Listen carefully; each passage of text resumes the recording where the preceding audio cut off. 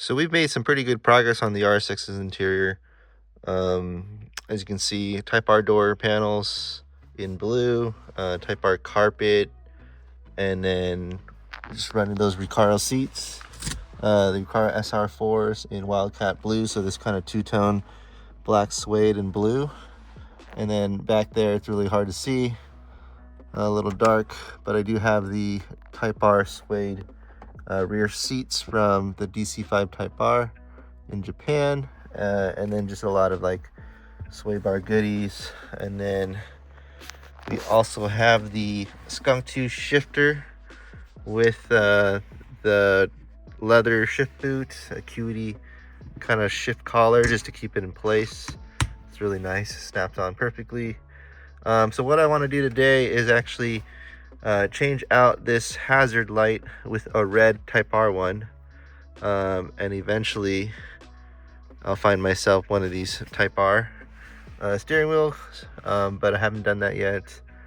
Still looking, and that's kind of what we'll be doing today. So I'm just in the process of taking it out. I've disconnected the battery, and all I need to do is just kind of rip this out. So I'm just going to take everything out. First, we're going to disconnect the hazard light, the main thing we're going to be changing out. You could try to fit a screwdriver in here, but I'm just going to take everything out just for convenience. So I'm just going to take out the antenna, and then this one here, which is the mic, and then from the bottom here, it's going to be that yellow plug. And then we have these four, so yellow, white on the top, gray on the bottom left, and you have purple on the bottom and teal at the top. Then all we need to do is disconnect the main plug from a Toto, and that should just let us slide mostly everything out, and we can work on a table. So this is the plug. There we go.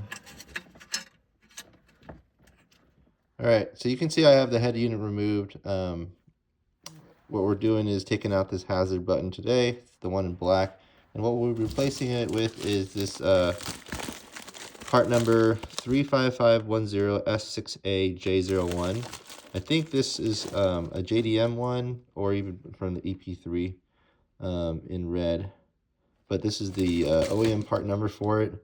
It just has that red look. I think it looks a lot better than the black with the red hazard symbol. This is going to be white with the white hazard symbol, and it's pretty much just replacing and swapping bolts.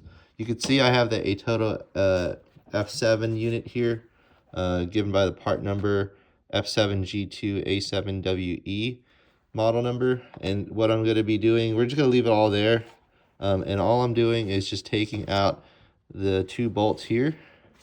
And all you need is just a screwdriver.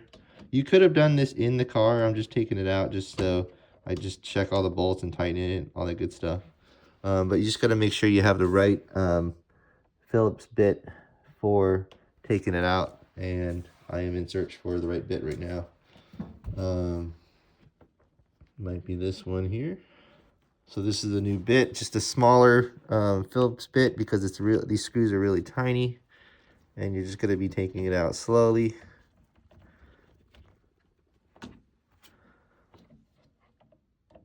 So once these screws are out, you're just pretty much going to take out the plug and install the new one in. So let me just show you guys a side-by-side comparison of both of them outside of the unit, and we'll go from there. So this is the side-by-side comparison of the two hazard lights, both red and black, as they're out of the head unit assembly right now. They're outside of the faceplate that I just took off. And this is the part number 3510S6AJ01. So it looks pretty good. I'll go ahead and install the new one. All you need to do is just put it back in. It fits. You can see it fits really well. We're going to take a look at that again just to double check the fitment. And the black one is like that. You can see the pins are the same too. So it has 3 at the top right, 2 at the top left, 2 at the bottom, 2 at the bottom right. And so you know it's gonna work, and all we need to do is just put it back in and just screw the screws back on. So just line up the holes.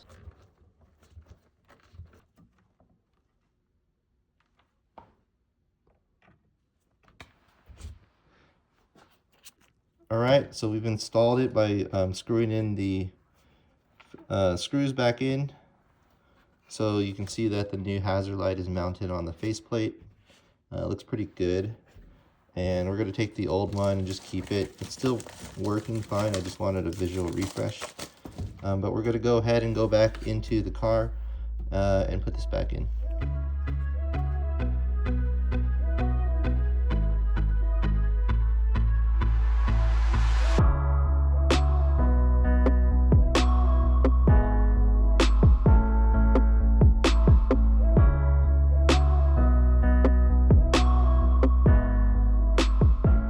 All right, so we have the faceplate back on, and then this is the new hazard light. I think it looks a lot better. I'm pretty excited about it. You just need to check if the hazard lights work, and you can see that they do. You can see a little blink on my garage, as well as it working here inside of the cluster. So that's it for the install. Hopefully this was really interesting. The RSX is coming together. We just installed this hazard light that works, and I'm in search for a JDM Type R steering wheel. But overall, I'm really excited about just kind of what we've done with the Type S, running the Honda badges, the Mugen rear cover, and then now the hazard light. Thanks for watching. Thanks for supporting my channel, and more to come.